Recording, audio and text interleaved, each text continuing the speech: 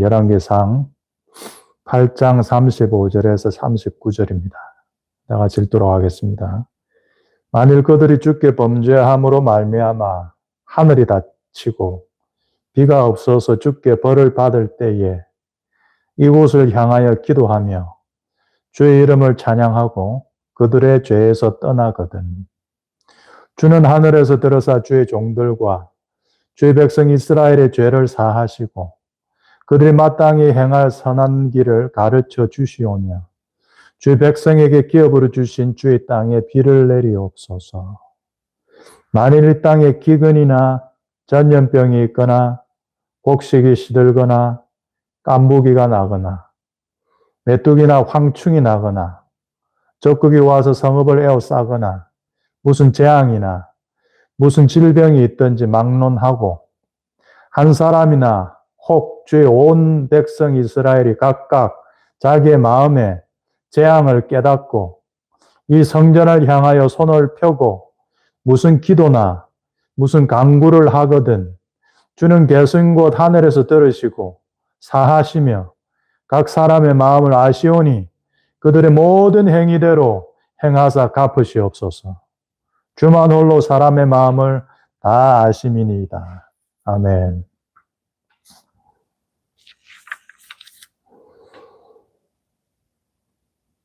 오늘 말씀에 보는 것처럼 여러분 우리 인생 가운데 이러한 안 좋은 일들, 기근, 전염병, 전쟁, 메뚜기, 황충, 온갖 질병들, 안 좋은 일들이 내 삶 가운데 일어날 때 주님은 뭐라고 이야기합니까? 깨달아라.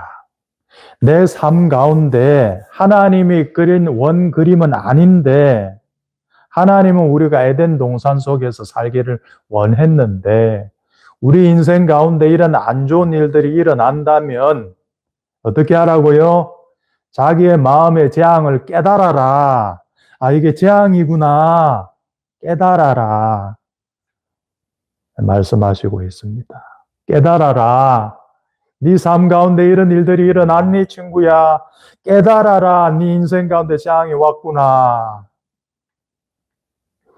많은 재앙 중에 오늘 이 황충에 대해서 한번 말씀을 나누려고 해요. 황충이 뭡니까, 여러분? 메뚜기입니다. 메뚜기. 쉽게 말해서. 메뚜기과의 곤충이에요. 한 5, 6cm 되는 노란 색깔에. 그러니까 군집을 이루어 다니면서 이제 농사철에 나타나서 추수할 것들 다 까가먹고 사라지는 존재. 그걸 황충이라고 합니다. 이 황충은 뭡니까, 여러분? 결국 나쁜 일이죠. 우리 인생 가운데 일어나면 안 되는, 일어나면 기분 나쁜 일. 다시 말해 저주라면 저주. 그러니까 이 황충의 저주가 있는 삶은 어떤 삶인가 하면 여러분. 자, 농부가 가을에 소출을 1000을 바라고 100개를 뿌렸어요. 근데 가을에 황충 때가 나타난 거예요, 논밭에. 싹 다 깔아먹고 갔어요. 1000을 기대했는데 10을 얻었어요. 그럼 여러분 그게 황충입니다. 수험생이 3년 동안 6년 동안 열심히 대입 입시를 해서 준비했어요. 공부했어요. 근데 그 전날 음식 잘못 먹어서 설사가 걸렸네. 체해버렸네. 그 다음날 어떻게 되겠어요? 수험생이 시험 보는데 제대로 시험 못 보겠죠. 그런 게 다 황충이라고요. 황충적인 역사다. 아사다 마우가 트리플 엑셀을 그래 잘했습니다. 연습할 때는. 근데 실전에서는 어떻게 해요? 트리플 엑셀을 구현을 못 해내, 항상. 그래서 항상 김연아한테 졌죠. 항상 2인자로 남았죠. 그죠? 아사다 마우가. 연습할 땐 트리플 악셀을 구현해내요. 근데 실제로 트리플 악셀을 구현해내는 그 콘테스트 올림픽 딱 장에서는 그걸 못 해내. 평상시 때 못하면 그날도 못하는 건 자연스러운데 평상시 때는 하는데 그날만 못해. 그럼 여러분 이게 뭡니까? 황충이에요. 이게 황충. 예전에 10몇 년 전에 제가 케이블 TV에서 그거 한 번 본 기억이 납니다. 일본 어부인데 일본 어부들 마구로 참치 이런 거 잡잖아요. 개인 어선을 해가지고 그 어부 어촌에서 그 남자만 고기잡이 하는데 하루 온종일 해도 참치를 못 잡는 거예요. 그걸 어떻게 몇 년 동안. 자기 동료들은 다 참치 한 마리 잡으면 몇 천만 원씩 하는데 그 참치 한 마리를 못 잡는 거예요. 그게 다큐멘터리화 됐었어요. 일본에서. 이 남자는 왜 이래 참치를 못 잡을까? 다른 사람하고 똑같이 열심히 노력하는데 자기는 노력한 소치를 못 얻는 거예요, 여러분. 이런 것들이 다 황충적인 삶이라, 황충적인 저주가 있는 삶이다. 이는 여러분 필연적으로 어떻게 해요? 경제적 손실을 가져와요. 가난이 따라온다고. 이는 황충, 그렇잖아요. 내가 1000석을 얻으려고 했는데 황충 때문에 10석밖에 못 얻었어요. 그러면 그게 가난하게 살잖아요. 그러니까 내가 가장 빛을 발휘해야 될 그때 황충의 역사로 나는 빛을 못 발하고 아웃풋을 못 내고 함으로써 결과적으로 가난하게까지 되는 이런 거. 여러분 개인으로 볼 수도 있고 이건 집단으로도 볼 수 있어요. 한 나라의 잘못된 지도자가 서는 것도 이런 그 황충이에요, 황충. 독재자가 있는 나라, 여러분 생각해 보세요. 베네수엘라, 중국, 북한, 독재자죠. 독재자, 러시아, 독재자죠. 푸틴, 장기 집권. 그럼 뭐, 독재자 있는 나라 백성들 잘 삽니까? 못 살죠. 도탄에 빠지잖아요. 극소수의 엘리트, 그들을 다스리는 층 공산당만 잘 살잖아요. 백성들은 못 살잖아요. 그 나라에 황충이 있는 거예요. 그 나라에 황충적 역사가 있는 거예요. 그러니까 그걸 못 견디니까 요즘 MG 혁명이라고 막 일어나는 거잖아요. 독재자들과 그 가족들만 잘 사니까 대부분의 서민은 못 사니까 혁명이 일어난다고요. 동남아시아에서. 이상하죠, 여러분. 강력역에 분명히 그리스도인들이 있었을 텐데 판사들 중에, 검사들 중에, 교사들 중에, 기자들 중에, 예술인들 중에 분명히 그리스도인들 있었을 텐데 목사들 중에, 정치인들 중에 분명히 경건한 그리스도인들 있었을 텐데 왜 그런 독재자가 출현하는 것을 막지 못했을까? 왜 그 사회는 브레이크가 걸리지 못했나? 왜 그랬어요, 여러분? 똑똑한데, 엘리트인데 용기가 없는 거예요. 똑똑한데 용기 없는 그리스도인들이 나온 거예요. 외면한 거예요. 무시한 거예요. 브레이크를 잡지 못해서 이게 독재자들이 출현하는 거예요. 독재자들이. 그리스도인들이 각각의 영역에서 빛과 소금의 역할을 함으로써 자정적인 역할을 해야 되는 거잖아요. 바닷물이 안 썩는 것이 그 염분 때문에라면서요. 바닷물 속에 온갖 생선들의 똥, 오줌이 다 있잖아요. 그런데 바다가 안 썩잖아요. 왜? 그 소금 때문에. 이 사회는 더러운데 이 사회가 안 썩는 이유는 썩지 않는 염분 같은 그리스도인들이 있으니까 안 썩는데 그 사회가 독재자가 넘어갔다? 그럼 뭐 어떻게 된 거예요? 그리스도인들이 염분의 역할을 못한 거예요. 그게 브레이크가 안 걸린 거예요. 그러니까 넘어간 거예요, 독재자들한테. 그 큰 황충이 온 거예요. 그러면 이제 그 백성들은 몇십 년간 도탄에 빠지는 거예요. 먹고 살기 힘들어지는 거예요. 자, 여러분 생각해 보세요. 우리 삶 가운데 이런 삶이 일어난다면 그 삶의 맛은 어떨까요, 여러분? 결정적일 때 방해 오는 삶. 할 맛이 안 나죠. 맥 빠지지. 좌절하죠. 힘들 것 같아요. 제가 생각해 살 맛이 안 날 것 같아요. 그죠? 그러니까 우리 인생 가운데 그런 정상들이 있다면 여러분 그걸 끊어내셔야 돼요. 몇 배는 더 강력한 힘으로 그것들을 끊어내셔야 합니다. 그래서 하나님께서 황충을 우리 생애 가운데 허락하시는 그 이유가 있어요, 여러분.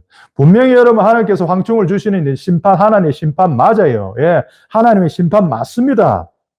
히브리서 12장 5절에서 6절 보면 아들들에게 권하는 것 같이 너에게 권면하는 말씀이 있다. 내 아들아 주의 징계하심을 경히 여기지 말고 그에게 꾸절함 받을 때 낙심하지도 마라. 주께서 그 사랑하시는 자를 징계하고 받으시는 아들마다 채찍질 하신다라고 말씀하셨어요.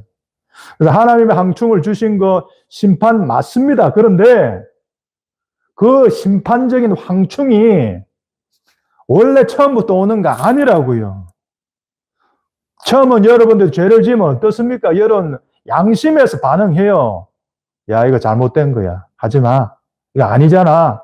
야, 이거 선 넘었잖아. 그러잖아요. 근데 여러분들 그 양심의 소리를 쳐내요. 그러면 하나님 그 다음 누굴 보내요? 주위의 사람들을 보내잖아요. 부모나 친구나 동료나 선배나 후배들 보내서 형 내가 볼 때 형 그건 아닌 것 같아. 이 딸아 내가 볼 때 그건 아닌 것 같아. 말하겠죠. 그것도 안 들어요. 그럼 그 다음 하나는 어떻게 합니까? 선지자들 보내죠. 선지자들. 인간 선지자들 보내죠. 당신의 이래 잘못됐습니다. 고치세요. 그 말도 안 들으면 어떻게 합니까? 그러면 이제 인간으로 살 수 있는 게 수단이 끝난 거예요. 그때는 하나님 개입한다고. 하나님 직접 개입하신다. 그것이 황충이에요, 여러분. 하나님이 직접 여러분 인생 가운데 개입하시는 징후가 황충이에요. 그 말은 뭐라고요? 여러분들이 인간 말을 그렇게 안 들었다고요. 인간 말만 들었어도, 여러분 양심의 소리만 들었어도, 여러분 주위에 있는 선지자의 그 말만 들었어도 황충 안 왔어요, 여러분 삶 가운데. 근데 황충이 왔다고. 왜? 내가 안 들었어, 내가. 그 기회를 다 놓쳤다고요. 아들 AB에서 나온 하나님의 말씀, 내 양심에서 퍼지는 하나님의 성령의 음성, 주의 목사님과 유튜브 설교를 통해서 전해진 하나님의 선지자의 말씀을 내가 다 깡그리 무시했다고요. 그래? 그러면 내가 직접 나설 거야. 네가 이래도 내 말 안 들어? 너 회개 안 해? 그래, 좋아. 내가 직접 움직이겠어. 그게 황충이란 말이에요, 여러분. 그래서 여러분, 황충은 심판 맞습니다. 맞는데 그 이상이 있어요. 그걸 여러분 볼 수 있어야 돼요, 여러분, 그게. 출제자의 의도를 파악하는 거예요. 수험생들이 출제자의 의도를 잘 파악해야 고득점 맞죠? 여러분 인생 가운데 황충이 나타나서 그러면 어떻게 해요? 출제자의 의도를 간파해야 돼. 이게 왜 왔을까? 바로 파악해야 돼요. 괴롭히려는 게 아닙니다, 여러분. 멸망시키려는 것이 아니에요. 그 황충이 오니 뉘우침의 방점이 있어요. 돌이켜라는 거지, 포인트는. 그죠? 예레미야 29장 11절에 여호와의 말씀이니라 너희를 향한 나의 생각을 내가 안 하니 평안이요 재앙이 아니니 너희에게 미래와 희망을 주는 것이라. 에스겔서 33장 11절에 이런 말씀합니다. 주 여호와의 말씀이니라 나의 삶을 두고 맹세하노니 나는 악인이 죽는 것을 기뻐하지 아니하고 악인이 그의 길에서 돌이켜 떠나 사는 것을 기뻐하노라. 이스라엘 족속아 돌이키고 돌이키라. 너희 악한 길에서 떠나라. 어찌 죽고자 하느냐. 무섭죠, 여러분? 악한 길에서 안 떠나면 죽는다, 그 소리예요. 그런데 하나님 의도는 뭐라고요? 돌이켜라. 내가 직접 나선다. 내가 이제 소매 걷어쓰고 내가 직접 나서는데 이제 네 인생 가운데 황충의 역사가 일어날 거야. 그때 너는 오해하지 마. 내가 너를 멸망시키려는 거 아니야. 난 너를 개조해서 너의 인생을 뒤바꾸어서 너에게 미래와 희망을 주려는 거지 너를 멸망시키려는 것, 너를 지옥에 보내려는 것이 아니라라고. 그것이 바로 출제자의 의도란 말이에요, 여러분. 그래서 여러분들이 황충의 경험을 하실 때 이 출제자의 의도를 놓치시면 안 돼요. 이걸 알아챌 수 있는 영적 센스가 있어야 돼요. 그러지 않으면 사람이 이상해져 삐딱해져요. 비비 꼬이게 된다고. 반항적이 된다고. 그래서 여러분 아셔야 됩니다. 여러분 인생 가운데 황충이 왔다면 황충적인 증상이 내 산 건데 있다면 깨닫고 인정하고 끊어내면 돼요. 그럼 돼. 근데 그게 어렵다는 거죠. 하나님을 떠났는데 잘 되면 안 돼요, 여러분. 우리 인생이. 그럼 우리 마음이 방자해져 가지고 지옥으로 달려가게 되는 거예요. 황충의 경험, 고통스러운 경험 맞는데 유익합니다. 너 자신을 돌아봐. 그것이 여러분들에게 황충이 허락되는 이유입니다. 우리 영혼을 유익하게 하기 위함이에요. 하나님께로부터 오는 것 버릴 게 없어요. 그래서 여러분 본질적인 것으로 돌아오는 하는 촉구, 쓴 약과도 같은 거예요. 황충을 통해 뭔가 이룰 수도 있어. 그러나 그 때문에 다시 그 영혼의 줄을 찾게 된다면 그 영혼에게는 엄청난 유익이에요, 여러분. 그러나 우리는 어떻게 반응합니까, 여러분? 황충 앞에서. 계속되는 황충의 경험 앞에서 어떤 반응을 보여요, 여러분? 부정적으로 반응해요. 애굽 바로왕 생각해 보세요. 애굽 바로왕 때 이스라엘 백성들 못 나가게 할 때 하나님께서 역대도 황충의 역사가 일어나요. 근데 황충 앞에서 애굽왕 바로는 어떻게 합니까? 성경 보면 그 마음이 더 강팍해졌더라. 마음이 점점 단단해지는 거예요. 황충 앞에서. 이렇게 될 수, 더 삐딱해지는 거예요. 황충 앞에서 출제자의 의도를 깨닫고, 아, 내가 뭔가 잘못된 거 있구나. 아, 이스라엘 백성들 보내줘야 하는구나. 모세의 선지자 말을 들어야 되는구나. 이렇게 나가야 되는데, 아니야, 내가 맞아. 너가 틀렸어. 너가 무리한 요구 내한테 하는 거야. 나 너가 안 보내. 모세 꺼져. 너 같은 선지자 말 안 들어. 이렇게 나가면 어떻게 됩니까? 결국 애굽과 바로가 그 나라와 가정이 다 그냥 망해버리잖아요. 그냥 망해버리잖아요. 그래서 여러분 삶 가운데 이런 황충의 경험들이 계속 한 번이 아니라 지속적으로 반복되면 그것에 여러분 소화를 잘못하면 우리가 사람이 되게 좀 이상한 사람이 돼요. 망가진 사람, 배배 꼬이고 패배의식 고착화된 그런 사람이 되는 거예요. 예전에 벼룩의 훈련이 있었어요. 벼룩이 여러분 자기 몸에 수백 배를 띱니다. 벼룩의 점프력이. 근데 벼룩들을 잡아가지고 유리병에 집어넣어서 유리병 입구를 딱 막은 거예요. 그래서 그다음부터 어떻게 돼요? 벼룩들이 수백 배를 뛰는 벌레들인데도 유리병 천장에 막히잖아요. 그러니까 막히니까 아프니까 떨어지고 막 계속 되겠죠. 그러다 보면 어느 정도 시간 지나서는 그 뚜껑을 열어도 벼룩은 그 이상을 절대 뛰지 않게 된다는 그런 예화들 한 번쯤 들어보셨죠, 여러분? 그렇다니까, 여러분. 내가 뭔가 아웃풋을 내야 될 때 황충이 메뚜기 떼가 나타나 싹 깔아 먹어서 결과를 못 내는 거예요. 할 때마다 그렇게 되는 거예요. 그럼 어떻게 했어요? 벼룩처럼 되는 거예요. 뭔가 패배의식이 생기는 거예요. 이거 해도 안 되나? 이거 해도 안 되는 건가? 이거 나의 한계인가? 사실은 자기의 벼룩의 한계가 아니죠. 그 병뚜껑 때문에 못 뛴 건데, 병뚜껑만 치면 뛸 수 있는데, 이제 그것이 이제 젖어든 거예요. 그런 삶에. 그래서 여러분, 황충적 삶에 우리 삶이 젖어들면 이렇게 무섭습니다, 여러분. 내가 할 수 있는 것도 못하게 돼. 왜? 이게 계속 뺏겼거든. 아웃풋을 못 냈거든요. 그게 마치 이게 변하지 않는 어떤 숙명같이 되는 거예요. 운명같이. 아, 나는 해도 안 되네. 열심히 해도 결국 다 누가 교통사고 나고 도둑 들고 강도 들고 다 빨개지네. 아이고, 못 살겠네. 이런 패배의식 속에서 약간 숙명론적으로 된다고. 아, 내 인생은 안 바뀌나? 이렇게 내 인생 끝나나? 이렇게 된다니까요. 부정적이 된다고, 사람이. 여러분, 운명이라는 게, 숙명이라는 게 있는 거예요? 여러분, 어떻게 생각하세요? 변하지 않는 거, 정해진 거 있습니까? 있지요, 여러분. 인생의 운명, 숙명이 있어요. 예를 들어, 여러분, 국적. 한국인으로 태어났죠? 그거 바꿀 수 있어요? 못 바꿉니다. 여러분, 혈액형 뭡니까? A형이, B형이? 그 혈액형 바꿀 수 있어요? 못 바꾸죠? 나의 타고난 천성, 나의 기질 바꿀 수 있습니까? 못 바꾸죠? 나이 들어서 조금 밸런스를 갖출 수 있지만 근본적인 나의 기질은 그냥 안 바뀌잖아요, 여러분. 그런 것들 말입니다. 여러분 부모님은요, 여러분이 부모님을 선택했어요. 그런 게 아니잖아요. 태어나니까 그 사람이 내 엄마였고 그 사람이 내 아빠였어요. 그런 게 다 숙명처럼 우리가 받아들여야 되는 것이요. 그런 거 있어요. 그 숙명은 받아들여야 되는 거예요. 숙명을 바꾸려고 하면 그때부터 추해진단 말입니다.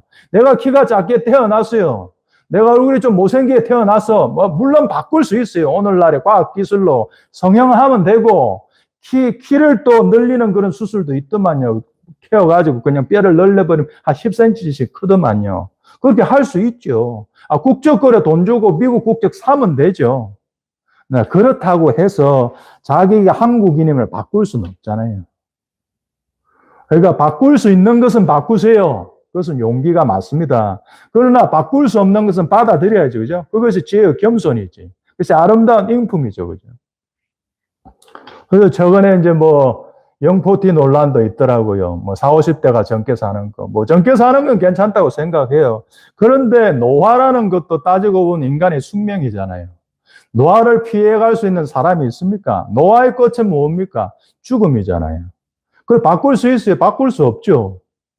그런데 오늘날 인간들은 그걸 바꾸어 보려고 하죠. 최근에 인류의 독재자들이 만났을 때 중국 하고 이제 푸틴 만났을 때 영생할 수 있는 거, 뭐 장기 이런 거 이식해가지고 영생하는 뭐 그런 것들을 논의하잖아요. 그런 게 다 뭡니까? 숙명적인 조건들에 거스르려고 하는 인간의 아둔함이죠. 그런 걸 보면 어떻습니까, 여러분? 아름답습니까? 아니죠. 기괴하죠. 기괴하고 무섭죠. 타인의 장기로 영생을 하겠다는 그 발상 자체가 너무나 엽기적이지 않아요? 그러나 독재자들은 그런 생각을 한다고요. 서민들하고 생각 자체가 틀리죠. 할머니가 미니스커트 입을 수 있죠. 자유니까. 청천년생에 미니스커트 입을 수 있지만 조금 무섭죠. 할머니가 미니스커트 입고 있으면 좀 무섭잖아요. 그러니까 받아들여야 되는 것들은 받아들여야 되는 것들이 있습니다. 그래서 황충 앞에서 황충 여러분 상 가운데 들어올 때에 그 황충의 존재, 아, 하나님 손이 나에게 임했구나라고 하는 것을 그 깨닫는 영적 센스, 눈치챔, 그게 있어야 돼요. 그죠? 그리고 그 다음에 그 황충에 온 그 근원적인 이유로서 어떤 죄가 있을 거잖아요. 그죠? 그 죄를 인정하고 끊어내야 되니, 끊어내야 돼. 그래서 그 황충의 영향력이라는 것은 가족 전체에 영향을 미쳐요, 여러분. 성경을 봐도 가로되 주 예수를 믿으러 그리하면 너와 내 온 집이 구원을 얻는다 했잖아요. 내가 신앙을 받아들이면 내 신앙의 영향력이 가족 전체로 영향을 미치는 어떤 영적인 그 어떤 원리들이 있는 거예요. 우리들은 잘 모르지만. 내가 신앙을 잘 지키면 3세대까지, 1000대까지 축복받는 그 어떤 영적인 선한 영향력의 영역이 있는 거예요, 여러분. 안 좋은 쪽도 똑같아요. 부모가 황충 끊지 못한 죄 때문에 황충 속에 살았어. 그 자식이 태어났는데 자식은 어때요? 황충의 다스림을 받는 인생을 살아가는 부모 밑에서 태어났어요. 그러면 태어나 보니 폐가 망신한 집안이에요. 그럼 어떻게 돼요? 그 아이는 죄 없어도 그 부모의 영향 아래 고통 속에 놓이게 되잖아요. 그래서 끊어냄이 필요하다. 우리 삶 가운데 끊어냄이 필요하다. 이 황충의 저주를 끊어내야 한다. 황충의 저주를 끊어내려면 그 죄를 끊어내야 하는데 그럼 그 죄를 어떻게 끊어낼 거냐? 끊어내면 여러분 감성은 아니에요. 실제적으로 끊어내는 것은 의지요, 힘이지 감성적이 되는 게 아니에요. 감성적으로 뉘우치고 후회하는 것이 끊어짐을 의미하는 건 아닙니다. 많은 죄인들이 감정적으로 자신을 후회하죠. 회한에 사로잡히죠. 그러나 결국 죄에서 떠나진 않잖아요. 그런 건 아무 의미 없는 짓이 황충 앞에서. 감성이 아닙니다, 여러분. 감성은 충분해요. 더 중요한 거는 실제적으로 그 죄를 실제로 끊어내는 거예요. 그럼 끊어내려면 여러분 어떻게 해야 됩니까? 싸움의 디테일. 황충을 끊어내는 두 가지 접근법, 죄에 대한. 싸우든지 피하든지. 먼저는 여러분 싸워서 그것 자체를 끊어내는 거예요. 히브리서 12장 4절 보면 너희가 죄와 싸우되 아직 피 흘리기까지는 대항하지 아니하고 말씀했어요. 여러분들에게 황충을 오게 한 그 죄가 있다면 피 흘리기까지 싸워내세요. 극복 못하겠으면 허벅지 바늘이라도 찔러서 극복하라고요. 피 흘리면서. 그렇게 해라. 그렇게 하든지 또 다른 디테일이 있어요. 피하든지. 고린도전서 6장 18절 보면 좀 독특한 말씀이 있습니다. 음행을 피하라. 사람이 범하는 죄마다 몸 밖에 있거니와 명하는 자는 자기 몸의 죄를 범하느니라. 음행을 싸우라고 안 하고 음행을 피하라라고 합니다. 여러분 언뜻 보면 비겁하게 보이죠. 왜 음행과 거룩을 위해서 음행을 없애고 싸워야 되는데 왜 음행을 피하라고 할까? 너무 비겁한 처신, 비겁한 솔루션 아니야? 라고 말할 수도 있겠지만 여러분들이 실제로 죄악을 끊는 디테일에 들어가 보면 이것이 상당히 지혜로운 처신이 맞습니다, 여러분. 그것 자체 여러분의 어떤 특정 죄악을 끊어내기 어려우면 그것을 끊어내는데 온 에너지를 집중하지 말고 더 높은 수준을 향해서 그냥 올라가세요, 여러분. 등산하고 비슷합니다. 산 초입에, 북한산 산 초입에 들어가면 뭐 있습니까? 지렁이도 있고, 파리도 있고, 모기도 있고, 온갖 벌레도 엄청 많습니다. 산 초입에. 그래서 그러면 그 벌레들 다 없애보세요. 뱀도 없애고, 벌레도 파리도 뭐 진드기도 없애보세요. 없어집니까? 우글우글 되는데. 그럼 어떻게 하면 돼요? 내가 점점 높은 산을 올라가면 돼요. 산 꼭대기는 목이 없어요, 여러분. 산 꼭대기 벌레 거의 없다니까요. 그 내 수준이 높아지면 못 걷던 그 죄는 끊어져 있는 그런 경험들. 여러분, 종종 하지 않았어요? 종종 합니다. 우리가 뭔가를 배울 때도. 우리가 새로운 영역에서 뭔가를 배울 때, 뭐 수영을 배운다든지, 뭐 수학 어려운 문제를 푼다든지, 뭔가를 배울 때 있잖아요, 여러분. 안 될 때가 있잖아요. 그 특정 동작이나 그 특정 문제를 못 풀 때가 있잖아요. 그때 두 가지 태도가 있어요. 그 문제가 풀릴 때까지 끝끝내, 뭐, 10일이든 20일은 풀릴 때까지 그렇게 결국 풀어낼 수도 있고, 그렇게 할 수도 있어요. 근데 그렇게 안 할 수도 있어요. 그래, 그러면 못 푸는 거 못 푸는 대로 놔두고, 또 다른 거 하면서 쭉 다른 걸 배워나가면서 전반적인 이해가 생기면 다시 그 문제를 봤을 때 이전보다는 더 쉽게 풀리는 어떤 그런 경험들, 여러분 많이 안 해보셨어요? 저는 많이 해봤어요, 그런 거. 목수일 배울 때도 그랬고, 뭐 수영을 배울 때도 그랬고, 운동을 배울 때도 그랬어요. 안 되는 동작들이 다른 거 되니까 그게 어느 날 조금 쉽게 되더라고요, 그러니까. 그래서 여러분, 과몰입이라는 것은 몰입은 좋은데 과하게 몰입하는 것, 그건 오히려 좋지 않은 결과를 냅니다. 너무 잘하려고 하면 오히려 망쳐요. 여러분 그렇지 않아요? 주부가, 어머니가 평상시대로 하면 된장찌개를 되게 잘 끓여요. 근데 누구 손님이 왔어. 더 잘하려고 해. 과몰입을 해. 그게 의식하게 돼. 그러니까 더 뭔가 또 조미료를 더 넣게 하면 또 이게 평상시 먹던 그 맛이 안 나오는 거예요. 운동선수들이 평상시 때는 3점슛 잘 넣어요. 근데 막상 청중들이 보고 있으면 과몰입돼서 그게 안 나오잖아요. 우리가 그런 경험 엄청 많이 하죠. 죄도 그렇다니까요. 여러분들이 끊고 싶은 그 죄를 끊어야지 하고 하루 온종일 그 죄만 생각하면 그 죄가 나를 사로잡아 버린다고요. 그러니까 끊고자 하는 네 의지는 알겠어. 그러니까 디테일적인 지혜로운 솔루션을 과몰입하지 마. 맨날 그 죄를 생각하지 말고 산 하부 언저리에 있는 벌레 잡으려고 하지 말고 그냥 높이 올라가, 네가. 높이 올라가면 높이 올라간 사람을 만날 거야, 너는. 높이 올라가면 산 하부에서 너를 엮던 그런 벌레들은 안 보이게 될 거야. 그것이 여러분 죄를 끊는 조금 지혜로운 디테일들인 것 같아요. 그래서 여러분 실제적으로 한번 그 죄를 끊어보세요. 여러분들 상가인데 황충이 오게 한 그 죄악들이 있을 거잖아요. 여러분 아시잖아요, 그거를. 여러분들이 알잖아요, 그거. 아직도 안 끊는 그거. 그것을 한번 끊어보려고 해보세요. 그래서 끊을 수 있으면 끊으세요. 그게 안 되면 끊지 못한 내 자신에 너무 좌절하지 말고, 낙담하지 말고, 산의 정상을 향해 달려가세요. 그러다 보면 어느덧 그것은 그것이 그렇게 영향을 줄 건 아니었구나. 내가 왜 그렇게 그것에 빠져 있었을까? 하게 되는 자기 자신을 발견하게 된다. 우리 시대 제20, 30세 때 좀 유명했던 문단열이라는 영어 강사가 있었어요. 기독교인인데 저희 성리교회 제가 몽골 사회 갈 때 그때 한번 언뜻 봤던 그분인데 문단열 그분이 이제 최근에 이제 항암 투병하고 유튜브에 이제 자기 그런 그 뭐 일생을 살아온 이야기 이런 것들 많이 올려놨더라고요. 그 문단열 강사가 그런 말을 했어요. 자기는 부부싸움 하고 난 후에 부부싸움 하고 나면 감정적으로 막 격해 있을 거잖아요. 자기 와이프한테 온갖 뭐 공격적인 말을 들었을 거잖아요. 그 후에 자기는 생뚱맞게 들릴지 모르겠지만 영어 공부를 한대요. 영어 공부. 그게 여러분 지혜로운 거예요. 왜 그렇습니까?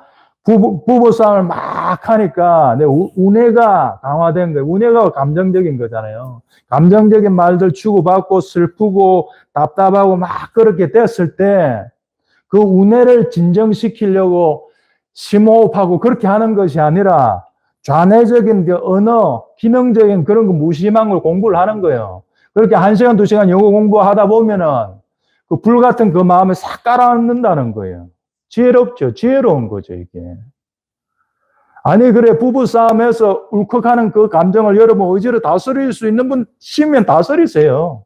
근데 그게 잘 안 되시는 분이면, 이런 문단열처럼 단순한 어떤 일을 하세요. 자네를 자극시키는 언어 공부, 영어 공부, 독서를 하든지, 단순한 손동작의 어떤 조립 자동차 같은 걸 만들든지, 장난감을 만들든지 말입니다. 왜냐하면은 사람이 자꾸 실패를 하면 좌절해요. 자기 자신에 대한 환멸이 생기고 자포자기하게 된다고요. 저는 여러분 자포자기 하지 마시라고 이 말씀드리는 거예요. 그 죄악의 싸움을 싸워 나가서 황충들을 다 끊어내는 삶을 살고 싶잖아요. 근데 그 황충들을 이렇게 한 그 죄가 잘 안 끊어져 그런 사람들이 있을 거잖아요. 그런 사람들에게 이런 디테일한 솔루션 말씀드린 겁니다. 그리고 무엇보다 최근에 제가 많이 이제 깨닫는 거는 소박한 감사가 필요하다. 이거는 제가 진짜 최근에 많이 깨닫습니다. 소박한 감사의 그 강력한 영적인 타격력. 소박한 감사 여러분, 영적인 비밀 무기입니다. 맞습니다. 소박한 감사를 여러분이 쫙 하면요, 지옥의 세력들이 떨어버려요. 약해 보이죠? 소박한 거. 이게 강력한 통성기도, 3시간 방언 통성기도 막 그런 것도 아닌데요. 이게 약한데요. 아니라니까요, 여러분. 소박한, 내 전존재 깊이에서 오르는, 감사하다. 아니, 이 소박한 감사는 약해 보여도 여러분, 이 모든 환경들을 뚫어내는 마음의 태도가 돼요. 극복해내게 한다고. 아름다움이 있다고. 인생의 비밀을 아는 사람들. 그래서 이 소박한 감사를 해내는 사람들은 리스펙을 받아도 돼요. 받을 만해요. 존재 깊이에서 우러나오는 소박한 감사. 그것의 힘은 진짜 셉니다, 여러분. 도망가지 않아요, 이런 사람은. 지켜야 할 것들을 지켜냅니다. 자신의 자리를 지키고 로열티 충을 이룹니다. 해야 할 것을 변함없이 해내가는 사람입니다. 여러분, 그래서 이 소박한 감사는 진짜 희한한 거예요. 감사하면 지난날에 황충이 깔아먹었던 그 고통의 시간들이 다 뼈가 되고 살이 됩니다. 원망, 불평, 비통함에 빠지면 지난 날들을 죽을 때까지 나를 따라다니며 나를 망가뜨리고 나를 해체시키지요. 맞지요? 근데 그 동일한 경험을 내가 소박한 감사로 반응하면 그 원망, 불통, 비통함스럽던 쓰라렸던 그 나날들이 나를 세우는 것이 되는 거예요. 나를 무너뜨리는 것이 되었던 그게 소박한 감사로 말미암아 나를 세우는 것이 되는 거예요. 놀랍죠? 그 감사란 게 그렇게 바꿔버린다. 완전 바꿔버린다니까요. 평생 쓰라림 속에서 한 속에 살 거예요, 여러분. 그걸 감사하면 여러분을 해체시키려고 다가왔던 그 경험들을 여러분들 완성시킨다고요. 탁탁탁탁 이렇게 셋업을 시키고 완성시켜버린다고요. 그걸 해내야 돼요, 여러분. 소박한 감사. 소박한 감사가 여러분 입에 나와야 여러분들의 그 과거에 쓰라렸던 황충적 경험들이요. 재해석되면서 통합되면서 날 세워버려요. 완성시켜버린다고. 그걸 못 이뤄내면 그냥 그 황충 속에서 패배의식 속에서 숙명론제 살아든 그냥 가는 거예요. 그래서 그렇게 중요한 거예요. 10시간 기도, 3일 금식보다 이게 더 중요해요. 10시간 기도하고 돌아서서 싸운다니까요, 사람들. 제가 그런 거 진짜 많이 봤어요, 옛날에. 금식기도원에서. 금식기도하고 1시간 기도 돌아서 사람을 자리 때문에 싸웠어. 그런 것보다는 소박한 감사. 소박한 감사. 소박한 감사를 할 수 없는 사람이 그렇게 공산주의에 쉽게 빠지는 게 여러분 우연일까요? 제가 너무 논리를 비약한 걸까요? 소박한 감사가 없는 사람들의 흑화되는 그것들. 그런 게 많이 일어난다니까요. 그래서 그 감사가, 소박한 감사가 이 황충의 삶을 살아갈 때도 우리를 버텨낼 수 있게 하는 어떤 건강과도 같은 그런 힘이 됩니다, 여러분. 그래서 여러분, 황충은 숙명이 아니에요. 바뀔 수 있어요. 여러분들의 인생은 바뀔 수 있습니다. 패배의식에 젖으면 안 됩니다. 마음이 상해버리면 안 돼요. 여러분들은 다시 일어날 수 있어요. 예레미야서 29장 11절에 다시 제가 말씀드릴게요. 여호와의 말씀이라 너희를 향한 나의 생각을 내가 안 하니 평안이요 재앙이 아니니 너희에게 미래와 희망을 주는 것이다. 황충에게 잃었던 거 있죠, 여러분. 하나님 다 다시 갚아주십니다. 요엘서 2장 25절에 내가 전에 너에게 보낸 큰 군대 곧 메뚜기와 너치와 황충과 팥중에가 먹은 횟수대로 너희에게 갚아주리니. 갚아줍니다, 하나님 여러분. 여러분들이 깨닫고 인정하고 돌이키고 끊어내면 하나님 갚아주세요. 그것을 경험하는 삶이 다 될 수 있는 우리 다음 세대 여러분들 다 되셨으면 좋겠어요. 기도합니다.